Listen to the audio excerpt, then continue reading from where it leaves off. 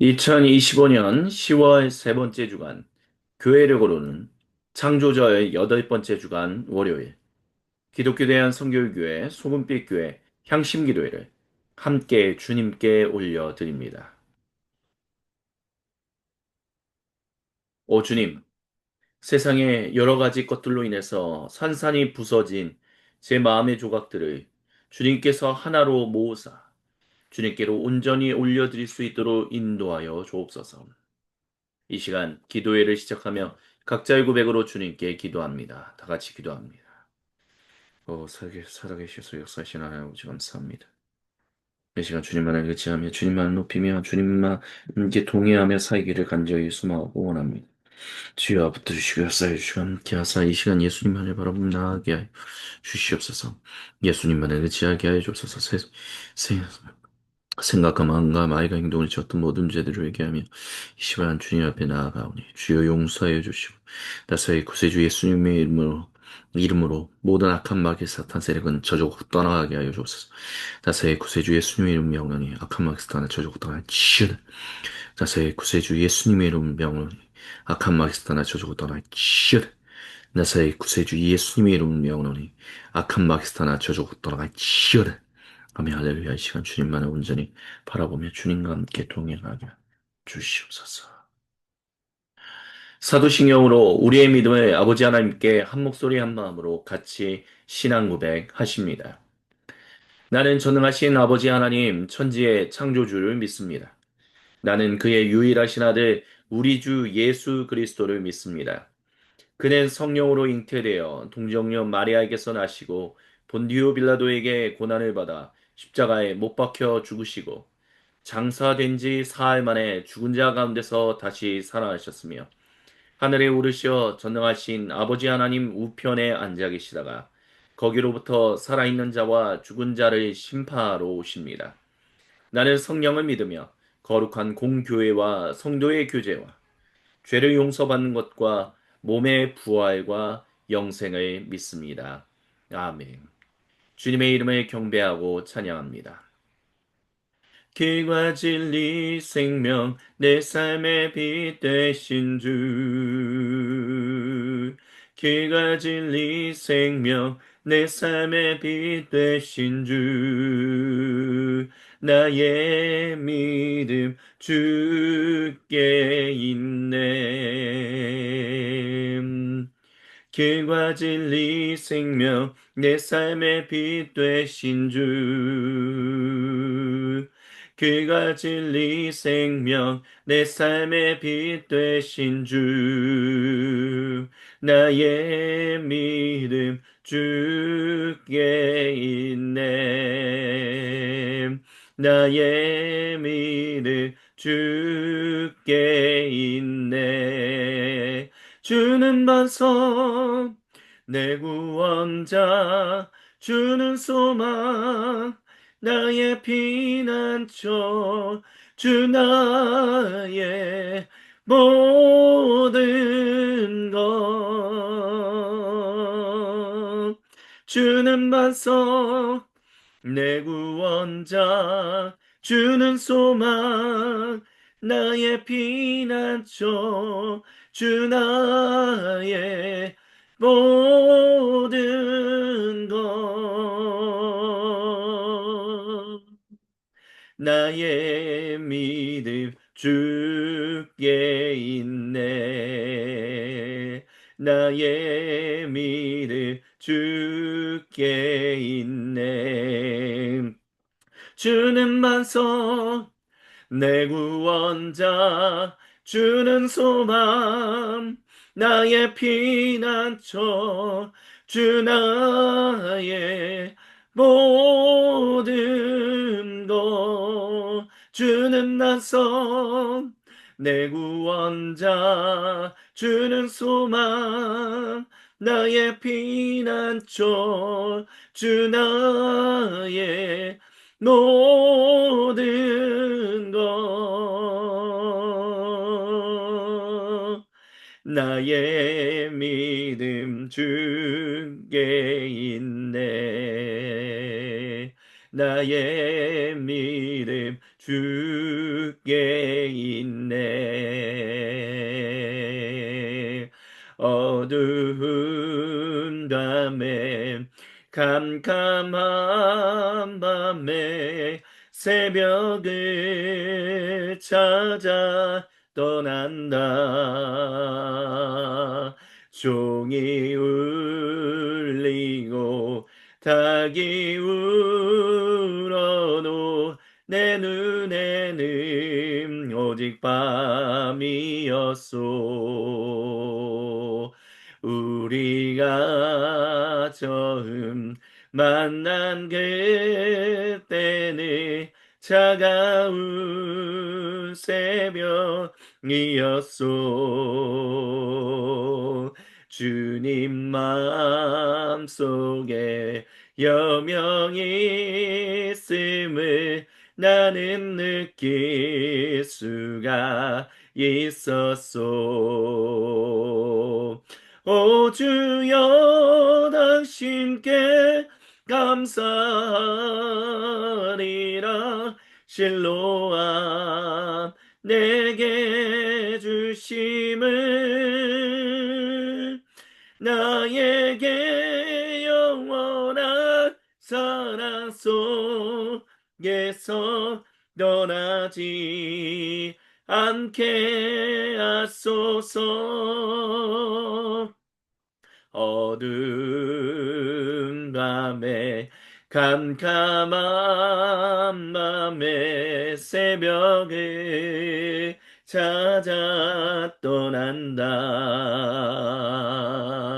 종이 울리고 닭이 울어도 내 눈에는 오직 밤이었소. 우리가 처음 만난 그때는 차가운 새벽이었소.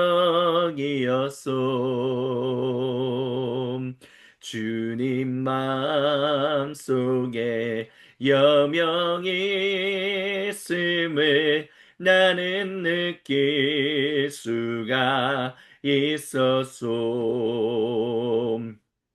오 주여 당신께 감사하리라. 실로아 내게 주심을 나에게 영원한 사랑 속에서 떠나지 않게 하소서. 오 주여 당신께 감사리라. 실로아 내게 주심을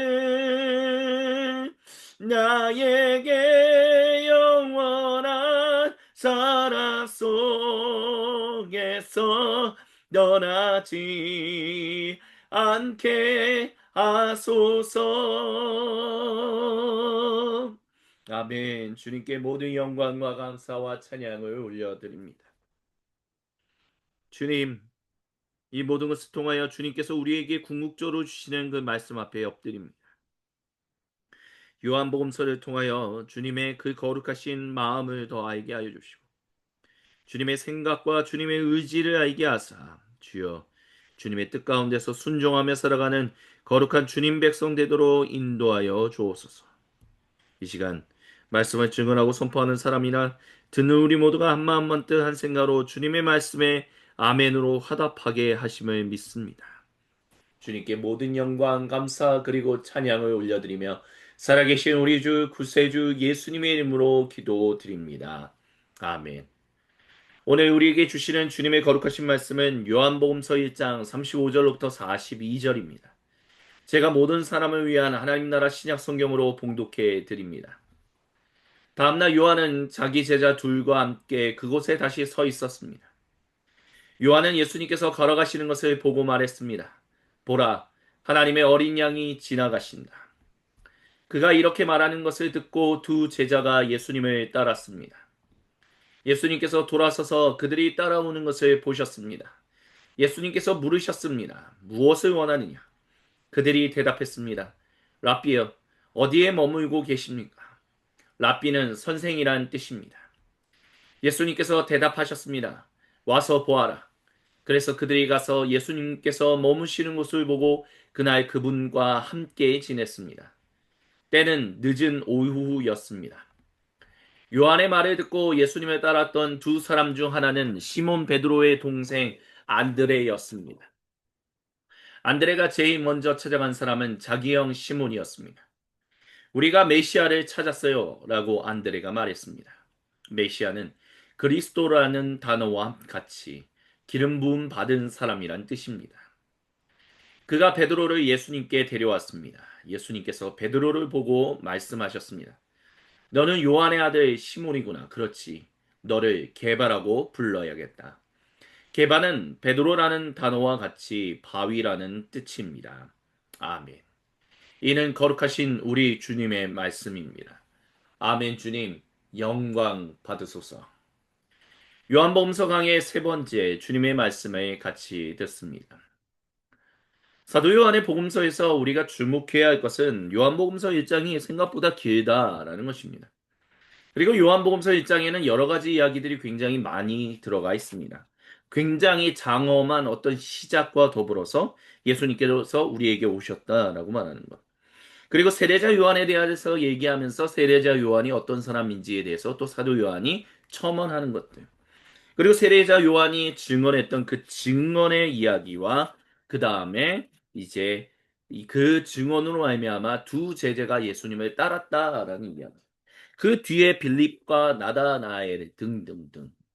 마태, 마가, 누가 공간모험서에 나오지 않는 여러 제자들의 이야기가 참 많이 등장합니다. 그래서 사도 요한의 복음서, 또는 장로 요한의 복음서는 우리에게 풍성한 다른 제자들에 대한 이야기를 듣게 합니다. 알게 합니다. 그래서 참 좋은 복음서다라고 얘기할 수 있습니다.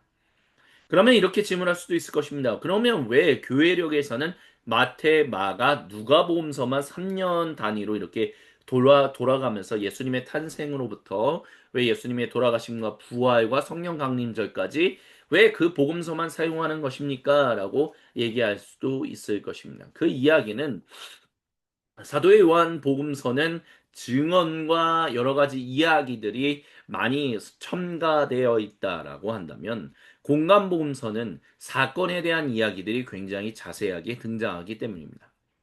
예를 들면 오늘 우리가 들었던 요한복음서 1장 그리고 그 전에 들었던 요한복음서 1장의 이야기들을 한번 생각해 보십시오.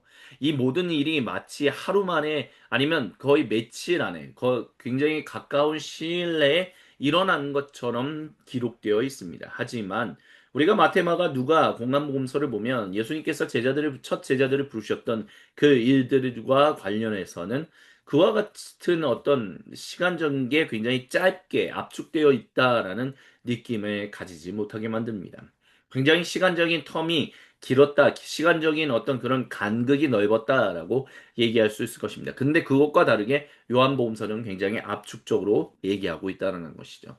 그렇기 때문에 그런 차원에서 요한복음서는 이 교회력으로 3년 단위로 읽어가는 그 말씀과는 조금 다르게 이제 우리가 살펴보아야 한다라는 것. 그리고 들어야 한다라는 것을 말씀드릴 수 있겠습니다. 하지만 우리에게 참 좋은 복음서다라고 얘기할 수 있습니다. 수많은 다른 제자들에 대한 열두 사도에 대한 이야기들을 들을 수 있다는 것은 참 복일 수밖에 없다라고 얘기할 수 있을 것입니다. 그래서 여기서 나오는 두 제자가 나옵니다. 다음날 요한이 자기 제자 둘과 함께 그곳에 다시 서 있었는데 다시 서 있었다라는 그곳은 어디냐라고 했다면 당연히 요단강입니다. 그렇다면 요단강과 공간모험서에서 예수님의 첫 제자들을 부르는 그것과 우리는 조금 생각해 봐야 할 부분이 있습니다. 왜냐하면 이 두 제자가 일단 예수님을 사례자 요한을 따르다가 예수님을 따랐다라고 얘기하잖아요. 근데 예수님께서 공간모험서에서는 이 제자들을 먼저 불렀다라고 얘기를 해요.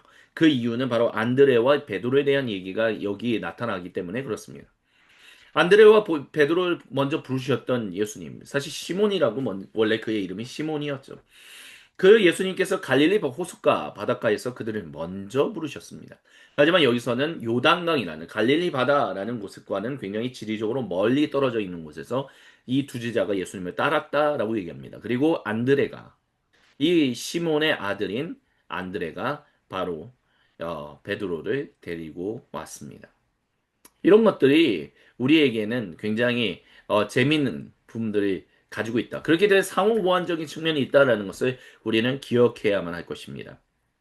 적어도 교회들은 그것이 상호 보완적인 측면을 가지고 있다는 거 이해하고 있었다는 것이죠. 그럼 어떤 부분에서 상호 보완적이냐라고 있었을 때 바로 안드레가 먼저 예수님을 쫓았다라고 얘기할 수 있다라는 것입니다. 안드레가 예수님이 누구신지를 알았다라는 것이죠. 그래서 어떤 성경학자들은 그렇게 얘기합니다. 안드레가 먼저 예수님을 쫓았고 그 다음에 베드로를 만나서 베드로가 예수님을 만나서 이제 제자가 되었는데 근데 아버지에 대한 어떤 여러 가지 것들 때문에 이 둘이 어쩔 수 없이 또는 아버지의 명을 따라서 예수님의 제자로 처음에는 살다가 갑자기 어부로서 갔다가 다시 예수님께서 그들을 찾아가셔서 부르신 것이 아니겠냐 그렇게 얘기하는 사람들도 있습니다. 하지만 그렇게 얘기하면 또 여러 가지 질문이 일어날 수밖에 없죠. 그러면 시몬 베드로가 이제 두려워할 수밖에 없었다라고 얘기하는 것. 뭐 여러 가지 것들. 하지만 상호 보완적인 측면이 있다라고 한다면 굉장히 이런 것들을 재구성한다는 것은 재미있는 부분들이 있다라고 얘기할 수 있을 것입니다. 그리고 그것은 단순히 재미있다라는 부분뿐만이 아니라 결국 우리에게 주고자 하시는 주님의 거룩하신 은혜가 그리고 도전이 있다라고 얘기할 수 있을 것입니다. 그럼 어떤 은혜와 도전이 있을 것이냐라고 했을 때 바로 이들이 그만큼 열심히 있는 사람들을 뽑으셨다라는 거죠.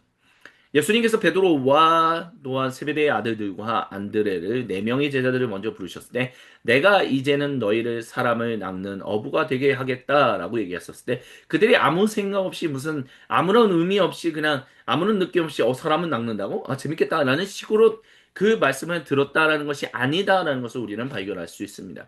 적어도 안드레가 세례자 요한을 따르고 있었다라고 말하는 것은 세례자 요한을 통해서 갱신 운동, 우리 레포메이션, 그 종교 개혁이 일어나고 있었다라고 얘기할 수 있죠. 세례자 요한을 통해서 어마어마한 이 지각 변동이 주 1세기의 고대 교회, 고대 유대교 안에서 일어나고 있었습니다. 그 제자 중에 한 명이 안드레였다는 거죠. 그리고 그 안드레가 그 결국에는 제가 드디어 그 구세주 메시아를 만났습니다라고 하면서 그를 데리고 왔다라고 하고 예수님이 만났습니다. 결국에는 베드로도 안드레와 같이 안드레가 시간 낭비하고 있다 이런 생각을 가지고 있지는 않았었다는 거죠.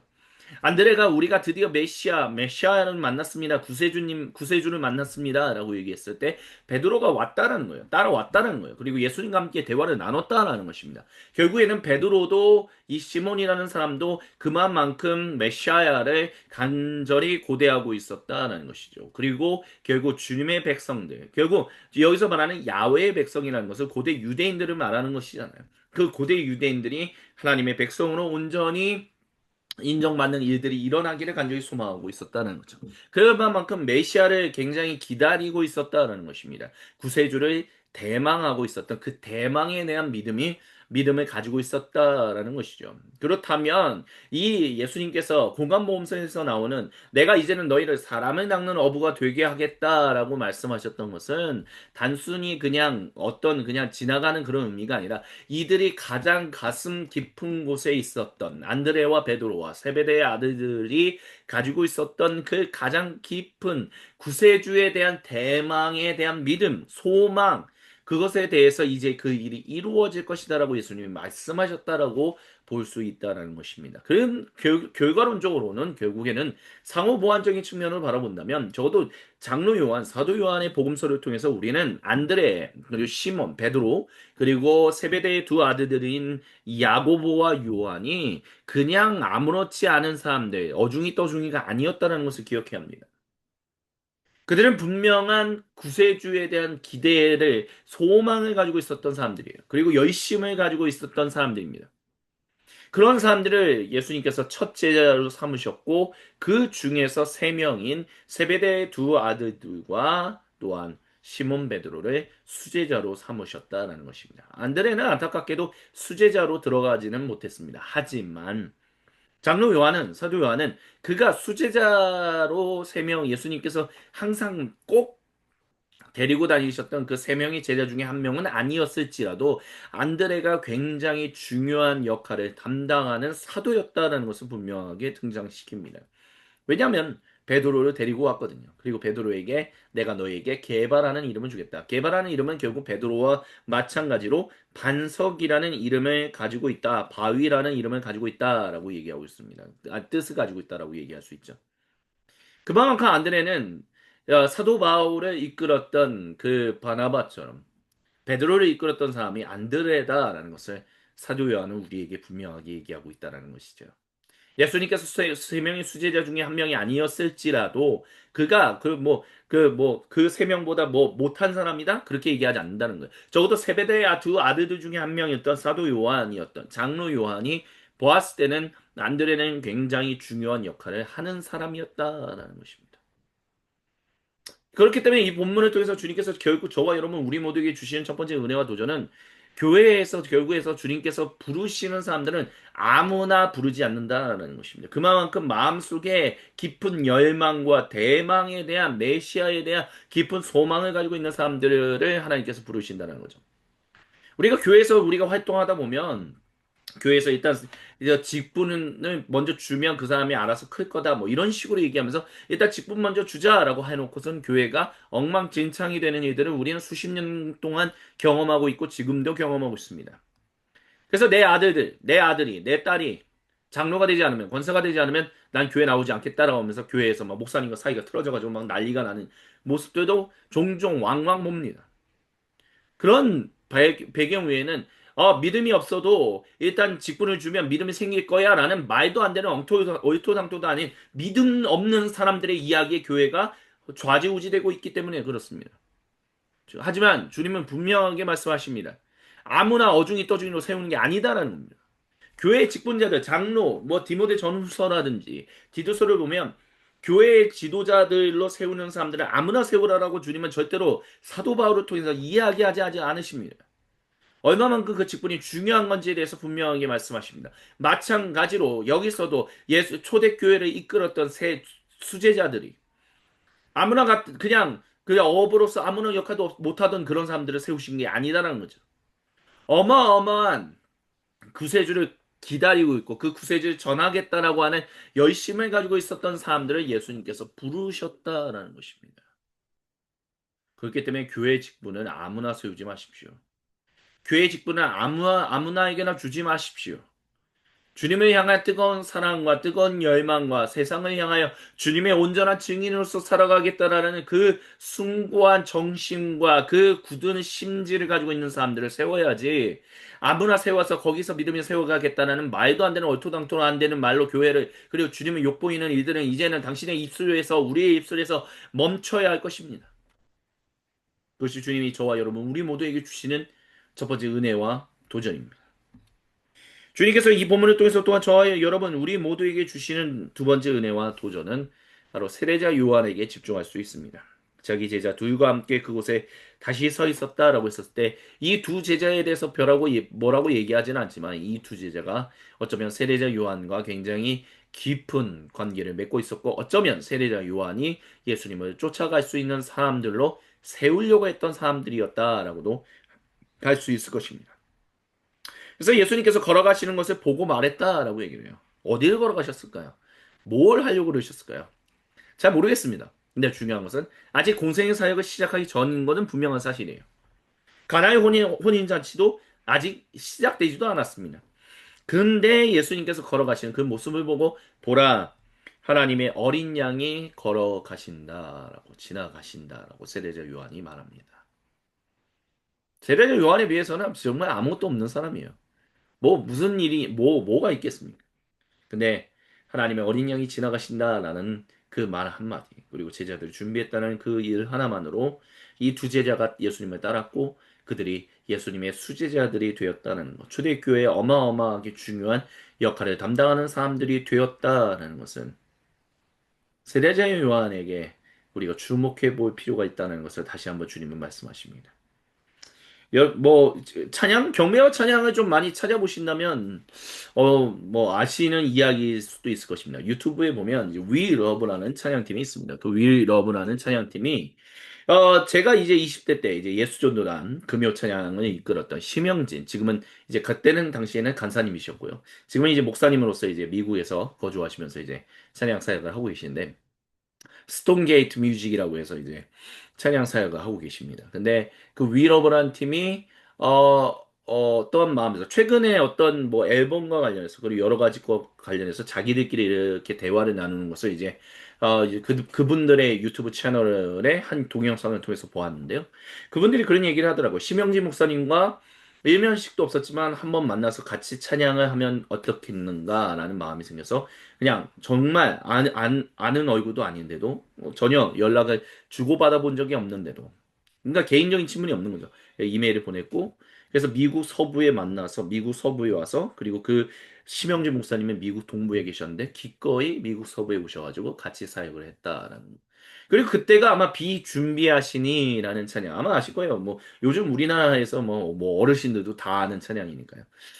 그만큼 심영지 목사님과 같이 이제 사역을 했는데, 근데 이제 거기서 이제 나타나는 좋은 것, 저 되게 개인적으로도 굉장히 감동적이었고, 그 위러브러 팀이라는 분들도 굉장히 감동적이었다라고 얘기하는 게 뭐냐면, 이제 심영지 목사님이 이렇게 찬양 인도를 하다가, 이제 위러브 팀에도 이제 찬양 인도하시는 대표분이 계시잖아요. 근데 이제 서로 이렇게 바톤 터치를 하면서 이제 심영지 목사님이 이제 들어가고, 이제 그분이 위러브 팀에 이제 그분께서 이제 나오는데, 서로 이렇게 포옹하면서 바톤 터치하는 것 같은 그런 모습들. 그런 모습들이 참 아름답다. 그리고 그런 모습들이 세례자 요한이 결국 예수님께 했던 그 두 제자를 보내려고 했던 그 모습과 크게 다를 바가 없는 모습이 아니겠는가라는 생각을 합니다. 한국 교회가 가지고 있는 굉장히 그리고 사실 동아시아권에서 교회들이 참 어려움을 가지는 게 그 굉장히 카리스마틱한 리더 지도자가 있었던 가운데 그 뒤에 그 바톤 터치하는 것이 굉장히 이게 잘 진행되지 못한다라는 것은 참 안타까운 일들이에요. 결국에는.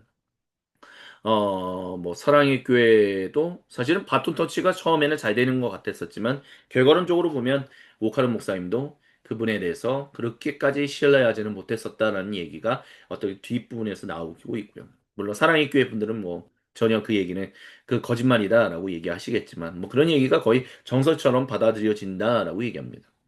그리고 사실 온누리교회 같은 경우는 뭐 한국 복음지의 4대 이제 목사님 중에 이제 하용조 목사님 이제 하용조 목사님으로부터 이제 이재용 목사님이 잘 바톤 터치가 됐지만 사실 하용조 목사님이 갑자기 돌아가시면서 바톤 터치가 되었던 부분들 그런 부분에 있어 이제 결국에는 기존의 담임 목사님이 원로 목사님이 되고 난 다음에 새로운 담임 목사님이 오면서 그 지도력을 잘 이양하는 부분에 있어서 어려움들을 참 많이 겪는다라는 근데 한국 교회가 사실 그런 부분에 있어서 사실 세례자 요한이 가지고 있는 그 모습들을 우리가 좀 우리 인생 가운데 좀 도전으로 삼아야 하지 않는가라는 생각이 주님이 우리에게 들게 하신다라고 저는 그렇게 생각합니다.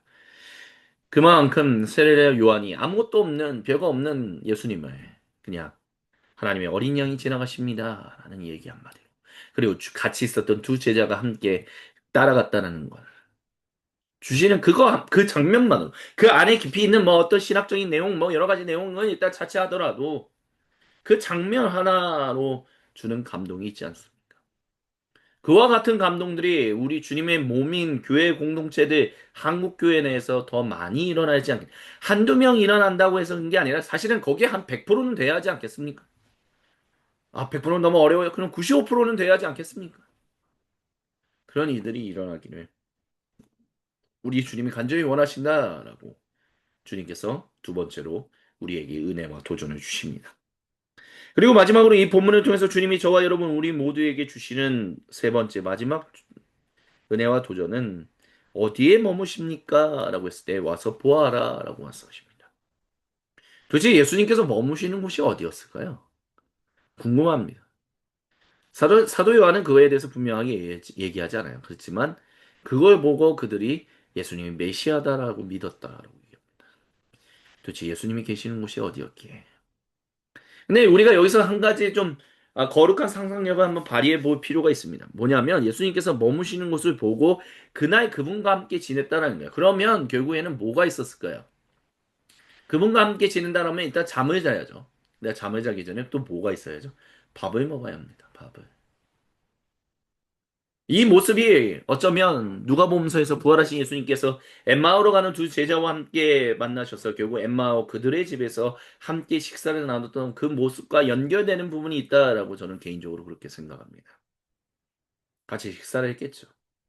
단순히 머무시는 곳, 그럼 뭐 그게 허름한 뭐 초막집이냐, 어마어마한 궁궐이냐, 이것보다 사실은 예수님이 계신 그곳, 예수님과 함께 밥을 먹고 예수님과 함께 잠을 잤던 그 장소에서 일어났던 일을 통해서 성령님의 충만하신 그 놀라운 감동이 그 두 제자에게 임했을 것이다라고 우리는 충분히 긍정적으로 생각할 수 있다는 것이죠. 그렇다면 예수님께서 그들이 예수님을 메시아야 구세주로 고백할 수 있었던 것은 결국 예수님과 함께 식사하고 예수님과 함께 대화하는 것 가운데서 하나님께서 우리와 함께 하신다라는 그 임마누엘 것을 그들이 경험했다라고 그들이 느꼈다라고 얘기할 수 있을 것입니다. 그렇기 때문에 그들이 예수님을 구세주라고 고백했다는 거죠. 그리고 결국 그래서 베드로가 바위가 되었다라는 거. 주님께서 사랑하신 모든 형제자매 여러분, 결국 주님이 이 본문을 통해서 우리 모두에게 주시는 세 번째 은혜와 도전은 너희가 밥을 함께 먹을 때 그들이 그들이 하나님이 함께 하심을 경험할 수 있게 하느냐. 어마어마한 도전이다라고 저는 그렇게 생각을 합니다. 저도 그렇게 하지 못하니까. 우리가 함께 식사할 때 예수님이 거기 계시다라고 예수님이 말씀하실 때와 같은 우리가 예수님을 증언하는 그런 일들 꼭 직접적으로 못한다 할지라도 우리가 그 이야기를 하는 그 순간에 하나님의 그곳에 함께 하신다라는 그와 같은 어마어마한 일들이 그 식사 자리에서 일어나게 하시는가? 우리의 식사 자리는 어떻습니까? 우리가 다른 이들과 함께 환대를 주고받는 그 교제의 현장은 과연 어떻습니까? 우리는 진실로 주님의 증인들로서 그와 같은 나눔을 하며 살아가고 있습니다. 주님 이 시간 저와 여러분 우리 모두에게 질문하십니다. 아멘. 이 시간 주신 말씀을 붙들고 우리 세상에 사상이 흩어졌던 마음의 조각들을 하나로 모으사 우리 주님께로 올려드리며 기도할 수 있게 하시는 주님을 찾으며 함께 우리의 마음을 올려드리는 향심의 기도를 드립니다. 주여 한번 외치고 각자의 고백으로 주님께 기도드립니다. 주여 하나님의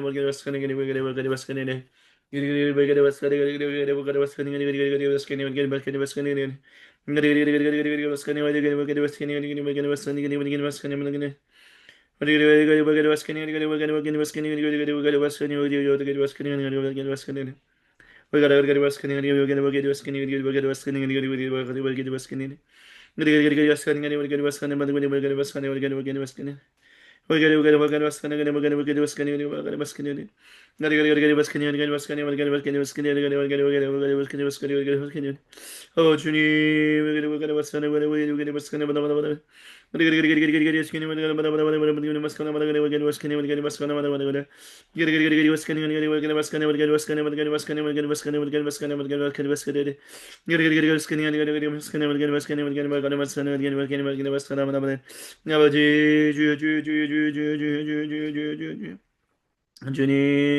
주님, 주님, 우리에게 말씀하네, 우리에게 말씀하네, 우리에게 우리에게 말씀하네, 우리에게 말씀하네, 우리에게 말씀하네, 우리에게 말씀하네, 아, 우리에게 말씀하네, 우리에게 말씀하네, 우리에게 말씀하네, 우리에게 말씀하네, 우리에게 말씀하네, 우리에게 말씀하네, 우리에게 말씀하네,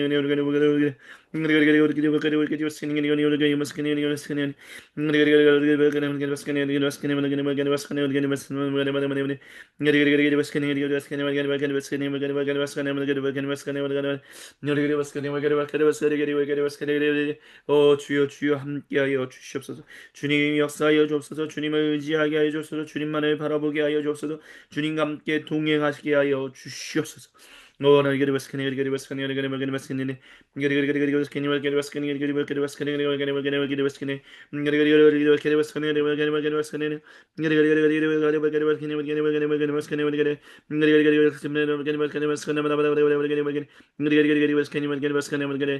주여, 주여, 주여, 주여, 주여, 인도하여 주시고 함께하여 주시옵소서.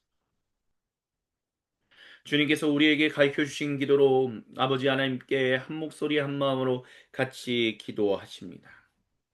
하늘에 계신 우리 아버지, 아버지의 이름을 거룩하게 하시며 아버지의 나라가 오게 하시며 아버지의 뜻이 하늘에서와 같이 땅에서도 이루어지게 하소서.